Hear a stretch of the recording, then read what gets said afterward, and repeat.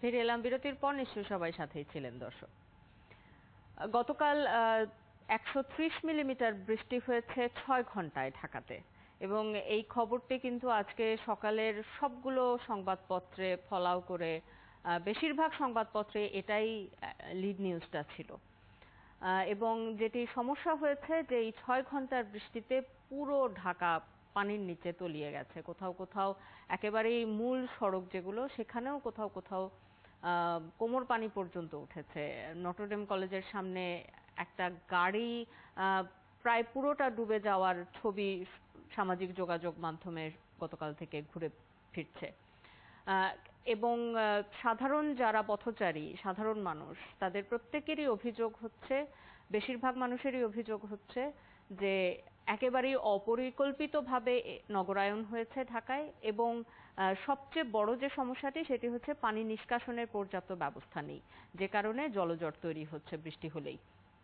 এই বিষয়টি নিয়ে আলোচনার জন্য আমাদের সাথে আজ অতিথি হিসেবে যুক্ত হচ্ছেন আইপিডি নির্বাহী পরিচালক পরিকল্পনাবিদ ডক্টর মোহাম্মদ আরিফুল ইসলাম। স্বাগত জানাচ্ছি আপনাকে একাত্তর সকালে। শুভ সকাল। সাধারণ মানুষ কি বলছে, কি কারণে জলজট তৈরি হয়েছে সেই প্রসঙ্গে নাই যাই, একেবারেই নগর পরিকল্পনাবিদ হিসেবে আপনার কাছে জানতে চাইবো, এই যে 6 ঘন্টার বৃষ্টিতে পুরো ঢাকা পানিতে তলিয়ে গেল, আসলে সমস্যাটা কোথায়? ধন্যবাদ। বৃষ্টি আসলে আশীর্বাদ, কিন্তু এই বৃষ্টি আমাদেরকে এখন অভিশাপের কারণ হয়ে দাঁড়িয়েছে। কারণ হচ্ছে আমাদের অপরিকল্পিত নগরায়ন। ইতিমধ্যে আপনি যেটা বলেছেন, আমরা এই শহরকে গড়ে তুলেছি আমাদের যে ন্যাচারাল ড্রেনেজ সিস্টেম সেটাকে ধ্বংস করে। বাংলাদেশ স্বাধীন হওয়ার পর থেকে প্রায় ঢাকা শহরে যে পরিমাণ জলাধার ছিল, তো আমাদের ফায়ার সার্ভিসের একটা স্টাডিতে দেখা গেছে যে 70% জলাশয়ই আসলে ভরাট হয়ে গেছে। এই জলাশয়ের মধ্যে আছে পুকুর, আছে খাল, এমনকি বিভিন্ন নালা। তো এই আমাদের ন্যাচারাল যে ড্রেনেজ সিস্টেমটা সেটা ধ্বংস হয়ে গেছে। সেটাকে আমরা রিপ্লেস করেছি বিভিন্ন বক্স, কালভার্ট এবং ড্রেনের মাধ্যমে।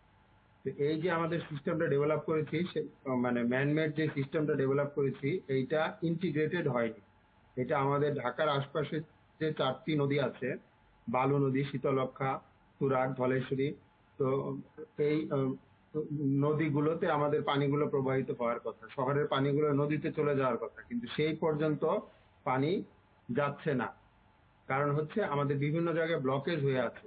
এর সাথে আরেকটা কারণ হচ্ছে বর্জ্য ব্যবস্থাপনা। তো আমাদের যত্রতত্র বর্জ্য ফেলা এবং এটার পরিষ্কারের যেই ব্যবস্থা সেটা যথেষ্ট হচ্ছে না, যার কারণে বিভিন্ন জায়গায় জলাবদ্ধতার সৃষ্টি হচ্ছে। হঠাৎ করে বৃষ্টি হলেই দেখা যাচ্ছে যে বিভিন্ন জায়গায় জলজট তৈরি হচ্ছে।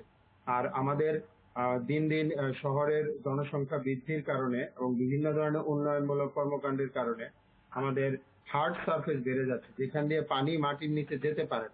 এই হার্ড সারফেস বেড়ে যাওয়াতে দেখা যাচ্ছে পানি গড়িয়ে যাচ্ছে, কিন্তু গড়িয়ে যেদিক দিয়ে যাবে সেই ব্যবস্থাটুকু যথেষ্ট না এই পানিগুলোকে নদীতে নিয়ে যাওয়া এবং নদী থেকে এটা সমুদ্র পর্যন্ত নিয়ে যাওয়া। আমাদের দেশের বিভিন্ন শহরেই এই জলাবদ্ধতা তৈরি হয়। তো ঢাকা শহরে এটা বেশি, যেহেতু ঢাকা শহরে জনসংখ্যার চাপ বেশি এবং এখানে অ্যাক্টিভিটিসও বেশি। মানুষের ব্যবহার্য বিভিন্ন বর্জ্য এখানে বিভিন্ন সময় যেভাবে ফেলে রাখা হয়, সেটা দেখা যাচ্ছে যে পলিথিন বা অন্য কিছু আমাদের যেই যতটুকু ড্রেনেজ সিস্টেম আছে সেটাকেও বাধাগ্রস্ত করছে। তো এই সময়ে সময়ে এই আমাদের ড্রেনেজ সিস্টেমটা যতটুকু আছে সেইটা সুফল পেতে হলে আমাদের যেই মেনটেনেন্স বা যেই তদারকির প্রয়োজন ছিল সেটাতে অবশ্যই ঘাটতি আছে। তা না হলে এই জলাবদ্ধতার সৃষ্টি হবে কেন? যদিও বিভিন্ন খাল পুনরুদ্ধার এবং কাজ চলছে, বিভিন্ন ড্রেনের কাজ চলে, কিন্তু এইটা সামগ্রিক উপকারে আসছে না এই কারণেই, কারণ টোটাল সিস্টেমটা ইন্টিগ্রেটেড হচ্ছে না। এবং এখন প্রয়োজন হচ্ছে যেখানেই সমস্যা তৈরি হচ্ছে সেখানেই সলিউশনের কোনো ব্যবস্থা করা। আমরা জানি যে ঢাকা শহরের প্রায় 50টি পয়েন্টে বা তারও অধিক পয়েন্টে প্রতি বছরই পানি জমে। একটু বৃষ্টি বেশি হলেই এই জায়গাগুলোতে পানি জমে। তো যেই জায়গাগুলোতে পানি জমে সেই জায়গাতেই এখন সমাধান তৈরি করার প্রয়োজন আসছে। যদিও এটা টেকসই না, কিন্তু আমাদের তো এখন সমস্যা তৈরি হয়ে গেছে, আমাদের তো পানি জমে যাচ্ছে, তো সেটাকে কোনো না কোনো ভাবে আমাদের পরিত্রাণের উপায় খুঁজতে হবে। এবং তার উপায় হচ্ছে যে যেখানে পানিটা জমবে সেইখানেই যদি আমরা একটা স্পঞ্জ সিস্টেমের মতো চালু করি, যে রাস্তার একটা পার্শ্ব যেখানে উপর দিয়ে গাড়ি চলবে কিন্তু পানিটা ভিতরে চলে যাবে, বড় রিজার্ভায়ের মধ্যে চলে যাবে, এবং এইটা একটা বিভিন্ন মোড়ে যেই পরিমাণ পানি জমে, যে 50 বা তার চেয়ে অধিক যে মোড়গুলোতে পানি জমে, যতটুকু পানি জমে তার চেয়ে বেশি পরিমাণ পানি যদি আমরা আন্ডারগ্রাউন্ডে রিচার্জ করে ফেলতে পারি সেটা, এবং রিজার্ভারে যদি সাময়িক ধারণ করে পরবর্তীতে এটা গ্রাউন্ড ওয়াটার রিচার্জে পাঠিয়ে দিতে পারি, তাহলে জলাবদ্ধতার এই যে ব্যাপক সমস্যাটা তৈরি হচ্ছে এটা থেকে সাময়িক মুক্তি পাওয়া যাবে। তবে সামগ্রিক পরিকল্পনা বা দীর্ঘমেয়াদী সলিউশনের জন্য আমাদেরকে নেচার বেস সলিউশনেই যেতে হবে। এবং ঢাকা শহরের আশপাশে যেই শহরগুলো ডেভেলপ করবে সেটাতে অবশ্যই ন্যাচারাল ড্রেনেজ সিস্টেমকে কোনোভাবেই বাধাগ্রস্ত করা যাবে না, এবং এইটাকে ঠিক রেখেই আমাদেরকে ড্রেনেজ সিস্টেম করতে হবে। যদি আমি বলি যে এই পান্থপথটা ছিল একটা খাল, কিন্তু এটাতে করা হয়েছে বক্স কালভার্ট। তো এই খালটা যত পরিমাণ পানি রিমুভ করতে পারতো, যে পরিমাণ পানি ধারণ করতে পারতো, এই বক্স কালভার্ট দিয়ে আপনি কখনোই সেই পরিমাণ পানি স্থানান্তর করতে পারবেন না। এবং এইটার ভিতরে ময়লা জমবে, এটা পরিষ্কারের ব্যবস্থা করতে হবে। এবং এইটা সময় মতো না করতে পারলে পান্থপথ না হোক তার আশপাশে বিভিন্ন জায়গায় জলাবদ্ধতা তৈরি হবে। তো এইভাবে বিভিন্ন সময় বিভিন্ন জায়গায় যে জলাবদ্ধতা তৈরি হচ্ছে তা আমাদের বিভিন্ন ভুলের কারণেই তৈরি হচ্ছে।